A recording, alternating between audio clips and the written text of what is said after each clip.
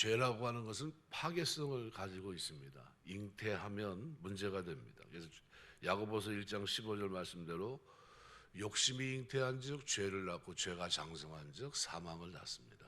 죄는 뭐 가만히 움직이지 않으면 좋을 것 같은데 한번 움직이면 반드시 결과를 가져옵니다. 에스겔 말씀에 보면 18장 20절에 보면 이렇게 말합니다. 범죄하는 그 영혼은 죽을지라. 아들은 아버지의 죄악을 담당하지 아니할 것이요 아버지는 아들의 죄악을 담당하지 아니하리니 의인의 공의도 자기에게로 돌아가고 악인의 악도 자기에게로 돌아가니라 그랬습니다. 우리가 심은 대로 거두는 겁니다. 그래서 은혜 속에 있다고 하지만 내 몸을 복종시키고 두렵고 떨림으로 구원을 이루는 일은 우리가 해야 할 일입니다. 그래서 성령의 열매 가운데 절제는 내 삶을 계속해서 방종이 아니라 하나님 뜻대로 살아가는 데 있어서 얼마나 필요한지를 느끼게 합니다. 오늘 가인이 아벨을 죽인 내용이 8절부터 이렇게 쭉 나와 있는데 이 장면을 설명하고 있는 매튜 헨리는 주석에서 그렇게 말합니다. 갈대아 번역에는 둘이서 들에 나가 이야기한 내용이 나온다고 합니다. 그래서 이 갈대아 번역의 내용을 보면 가인과 아벨은 제사를 드린 일이 있은 후 들에서 만납니다. 그리고 제물에 대해서 연락에 대해서 서로 이야기했습니다. 그러면서 가인은 미래 심판도 없고 내세도 없고 저 세상도 상벌도 없다 이렇게 말했다고 그래요. 그러나 아벨은 아니다. 분명히 내세도 있고 상벌도 있고 영원히 살게 될 낙원이 있다고 주장했습니다. 그러자 가인이 화가 나서 아벨을 죽였다 하는 내용이 기록되어 있다고 그래요. 이러한 사실은 지금까지도 유효합니다. 무슨 얘기냐면요. 언제나 이 세상에는 가인의 후예와 아벨의 후예가 있습니다. 그 사이에는 갈등이 있고 가인의 후예들은 무력과 폭력으로 세상을 살고 오늘 수금 또는 퉁소, 세상의 쾌락, 즐거움을 위해 살았음을 보게 됩니다. 그래서 16절에서부터 24절을 쭉 읽어보시면 누가 누구를 낳았고 그리고 뭘 하고 살았는지 그 이력을 이렇게 소개하고 있습니다. 가인의 후예들은 갈보리에서 십자가에 못 박히신 예수 그리스도를 바라보는 삶이 아니라 오로지 세상을 바라보면서 세상의 즐거움을 위해 사는 삶입니다. 그래서 완전히 가는 길이 다릅니다. 넓은 길이에요. 반면에 하나님 앞에 바로 예배를 드린 아벨은 죽임을 당합니다. 좁은 길입니다. 왜 아벨은 죽임을 당했는가? 어떻게 죽임을 당했는가라는 질문을 던지게 되는데 아벨은 자신을 죽이려는 형 가인에게 왜 대항하지 않았을까요? 여기에 대해서 설명하고 있는 주석은 없습니다. 가인은 그 아우 아벨을 쳐 죽이니라. 원인은 딱 두 가지입니다. 하나는 분노 그리고 또 하나는 시기입니다. 근데 이것은 창세기서부터 나타난 원인이에요. 그러니까 이 분노라고 하는 것은 그의 재물이 하나님 앞에 연락되지 않았을 때 생기는 겁니다. 자기 스스로 만든 겁니다. 창세기 49장 6절 보면 사람들이 분노함으로 사람을 죽이고 그 혈기대로 소의 발목 힘줄을 끊는다 그랬어요. 이 분노예요. 우리가 분을 내어도 죄를 짓지 말고 해가 지도록 분을 품지 말라 그랬어요. 이 분노가 이게 하나님의 은혜를 받은 사람들의 삶에 은혜가 안 되는 삶입니다. 버려야 될 삶이죠. 그러니까 하루가 지나기 전에 끌고 다음 날로 넘어가면 안 된다는 거예요. 다음 날로. 그래서 이때 분노는 파르르 하는 걸 얘기합니다. 그래서 잠깐 화를 냈다가 가라앉는 걸 말해요. 그러니까 그걸 굉장히 중요하죠. 마태복음 5장 21절 22절에서도 주님은 형제에게 분노하는 것은 살인의 동기가 된다는 거예요. 살인의 동기. 그러니까 이 분노는 잘 다스려야 됩니다. 기도하시면서 하나님 내가 분이 일어나도 해가 지기 전에 이 분을 내려놓을 수 있는 은혜를 주옵소서 그래야 됩니다. 두 번째는 시기가 문제가 됩니다. 창세기 37장 20절 말씀에 보면 요셉의 형들이 요셉을 시기함으로 죽이려고 했습니다. 아버지 앞에 사랑받고 있는 요셉 그게 이제 보기 싫었던 거죠. 장자가 걷는 길, 채색 옷을 입고 하나님 말씀에 모든 것들을 배우는 그 길, 그것을 걷고 있는 요셉이 보기 싫었던 겁니다. 결국 죽이려고 했던 거죠. 마태복음 27장 18절에 보면 서기관과 바리새인들이 예수님을 시기함으로 십자가에 못 박습니다. 이 시기심은 상대방에게 너무 신경을 쓰게 생기는 겁니다. 오늘 9절 보면 그래서 오늘 내 아우 아벨이 어디 있느냐, 내 아우 아벨이 어디 있느냐 물어보십니다. 언뜻 보면 그냥 질문하는 것 같은데 아담을 부르실 때 아담아 내가 어디 있느냐 뭐가 다릅니까? 예, 이름만 다릅니다. 뭐냐면 하나님이 범죄한 아담을 찾아오실 때 물으셨던 이 내용을 하나님이 가인에게도 물어보십니다. 몰라서 묻고 있는 것이 아니라 그들의 상태를 묻고 있었던 겁니다. 이 아담에게는 하나님과의 관계를 물으셨다면 가인에게는 이웃과의 관계를 묻고 계신 겁니다.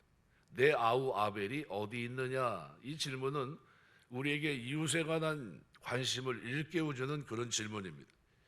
동물적인 본성으로 우리가 되는 대로 살아가는 극단적이고 개인적인 우리가 현대인들을 향해서 묻고 있는 질문이 있다면 바로 이 질문입니다.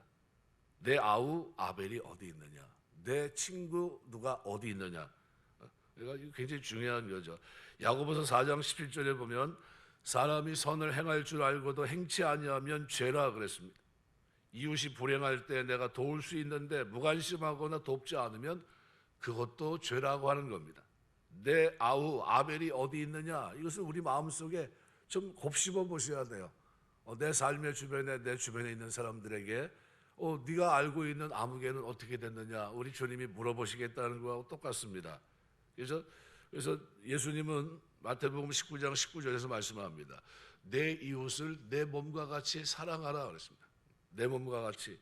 이웃을 내 몸과 같다고 하는 것은 이웃이 곧 나의 몸이고 이웃이 곧 또 다른 나라는 겁니다.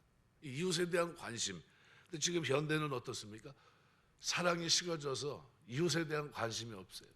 나만 살면 됐지 뭐 저 사람 죽든지 말든지 나하고 무슨 상관이야 이럽니다. 근데 한국이 전 세계에서 딱 유독 이 나라만 좀 다르잖아요. 여기만 관심이 있고 다른 사람들에 대해서 피해를 주지 않으려고 하고 이렇게 살아갑니다. 그러니까 내가 알지 못하나이다, 내가 내 아우를 지키는 자니까, 이 가인의 대답입니다. 동시에 오늘 이 시대를 살고 있는 가인의 후예들의 대답이기도 합니다. 내가 알지 못합니다. 내가 내 아우를 지키는 자입니까? 내가 무슨 상관이 있습니까? 내가 내 이웃과 무슨 관계가 있죠? 이런 거죠. 율법은 10계명은 딱 두 가지라고 그랬습니다. 하나님 사랑, 이웃 사랑이에요. 하나님 사랑하는 사람은 이웃을 사랑하는 겁니다. 그게 이제 올바른 이제 잣대인데, 이거를 이제 오늘 가인은 하나님이 없다 생각하니까요. 내가 내 아우를 지키는 자니까. 동시에 가인의 후예들의 대답이기도 합니다. 모릅니다. 내가 이웃을 돌보는 사람입니까? 이런 거죠. 빌립보서 2장 4절 말씀에 보면 각각 자기 일을 돌아볼 뿐더러 또한 각각 다른 사람의 일을 돌아보아 나의 기쁨을 충만케 하라. 그렇죠? 우리는 가인과 같이 대답해서는 안 됩니다. 우리에게는 형제 그리고 이웃을 지켜야 될 책임이 분명히 있습니다. 미국의 필립 브룩스라고 하는 목사님이 인간은 다 비슷합니다. 그죠? 연약하기 때문에 면역성 떨어지면 뭐 암에도 걸리고 뭐 병에도 걸리고 수술도 받게 되고 이렇게 되는데 중병에 걸렸습니다. 병상에 누워 있는데 문병을 허락하지 않습니다. 뭐 이렇게 죽은 사람 조문하는 것도 아니고 살아 있으니까 좀 와서 인사 좀 하겠다 하는데 아무도 받질 않아요. 문병을. 결국 그런가 보다 하고 있었는데 그 당시 유명한 법률가 가운데 인거솔이라고 하는 이분이 문병을 요청하자 허락을 해버린 겁니다. 깜짝 놀란 거죠. 아니 이게 어떻게 된 거야? 사람 따라서 이게 문병이 되고 안 되고 그러나 이랬던 겁니다. 지금 목사님도 세상에 좀 이름깨나 쓰고 힘 좀 쓰는 사람들은 그냥 문병을 하는구나 뭐 이런 식으로 이제 비아냥거린 거죠. 그런데 인거설을 만난 이 목사님이 나중에 그분을 만나서 이렇게 얘기했다고 그래요. 왜 다른 사람들은 다 안 만나줬는데 나는 만났습니까? 내가 다른 사람과는 천국에서 다시 만날 수 있지만 당신은 지금 만나지 않으면 영원히 만날 수 없기 때문에 특별히 면회를 허락한 겁니다. 큰 충격을 받았습니다. 인거설이라는 사람이. 그래서 이 법률가가 그 말에 감동을 받고 주 앞에 돌아왔다고 그래요. 그죠? 그 장면에서 누굴 생각하고 있는 거죠? 이웃을 생각하고 있는 겁니다. 하나님을 알지 못하는 이웃. 하지만 나와 관계를 맺고 있는 그 이웃. 그러나 그도 구원받아야 될 이웃이지만 내가 내 몸이 여의치 못해서 더 이상 어떻게 해요? 이 사람은 내가 마지막으로 볼 수 있는 기회가 될 마지막 기회다 생각했던 겁니다. 그래서 문병을 허락해 줬다는 거죠. 굉장히 우리의 삶을 한번 돌아보게 합니다. 우리 삶의 주변에 아벨의 후회로 이제 예수 그리스도의 피로 속죄함을 입고 영원한 낙원을 소유한 오늘 우리는 내 가족 그리고 이웃에 대해서 복음을 전할 사명이 있다는 사실을 잊지 마셔야 돼요. 나만 구원받고 천국에 오라고 한 적이 한 번도 없어요. 이 복음을 전하라고 말씀하셨죠. 오늘 10절에 보면 이렇게 표현해요. 내가 무엇을 하였느냐? 내 아우의 핏소리가 땅에서부터 내게 호소하느니라. 이 사람은 무슨 생각을 하든지 하나님 모르시겠지가 아니라요. 은밀한 중에 느부갓네살이 꾼 꿈도 다니엘을 통해서 알게 하시고 해석하시는 하나님입니다. 그래서 시편 139편을 보시면 하나님의 무소부지하신 하나님의 역사를 우리가 볼 수 있습니다. 1절부터 4절 보면 여호와여 주께서 나를 살펴보셨으므로 나를 아시나이다. 주께서 내가 앉고 일어섬을 아시고 멀리서도 나의 생각을 밝게 하시오며 나의 모든 길과 내가 눕는 것을 살펴보셨으므로 나의 모든 행위를 익히 하시오니 여호와여 내 혀의 말을 알지 못하시는 것이 하나도 없으시니이다. 우리 하나님은 우리를 정확하게 알고 계십니다. 무슨 생각하며 살고 있는지, 뭐가 고민인지 다 알고 계세요. 우리 시편 44편 21절 보면 우리의 깊은 비밀까지도 알고 계십니다. 대저 주는 마음의 비밀을 아시나이다 그랬어요. 시편 139편 16절에도 그렇게 표현합니다. 이렇게 내 형질이 이루어지기 전에 주의 눈이 보셨으며 나를 위하여 정한 날이 하루도 되기 전에 주의 책에 다 기록이 되었나이다 이렇게 얘기해요. 그러니까 이것이 생명책에 기록이 되어 있다는 겁니다. 요한계시록 20장 12절 보면 내가 보니 죽은 자들이 물온대수하고 그 보좌 앞에 섰는데 책들이 펴있고 또 다른 책이 펴졌으니 곧 생명책이라 죽은 자들이 자기 행위를 따라 책들에 기록된 대로 심판을 받으니라 그랬습니다. 인간의 행위는 나중에 그 행위를 증명하기에 충분한 자료가 행위의 결과로 주어집니다. 우리 양심이 직접 고하게 돼 있어요. 우리 양심이. 그러니까 가인의 살인에 대해서 딱 오늘 본문에는 아벨의 피가 땅에서 호소함으로 증거합니다. 만약 우리가 불의한 이득을 취한다면 담에서 돌이 부르짖고 집의 들보가 응답하면서 증거할 겁니다. 하박국 2장 9절에서 11절 재앙을 피하기 위해 높은 데 깃들이려 하며 자기 집을 위해 불의의 일을 취하는 자에게 화 있을진저 내가 여러 민족을 멸한 것이 내 집에 욕을 부르며 너로 내 영혼에게 죄를 범하게 하는 것이 되었도다. 담에서 돌이 부르짖고 집에서 들보가 응답하리라 그랬습니다. 우리 하나님의 이목을 피할 수 있는 사람은 이 땅에 존재하지 않습니다. 그 마음까지도 하나님은 감찰하세요. 전도자를 영접하지 않고 그의 말을 듣지 아니하면 전도자가 털어낸 발의 먼지가 심판날 이것을 증거합니다. 마태복음 10장 14절 15절.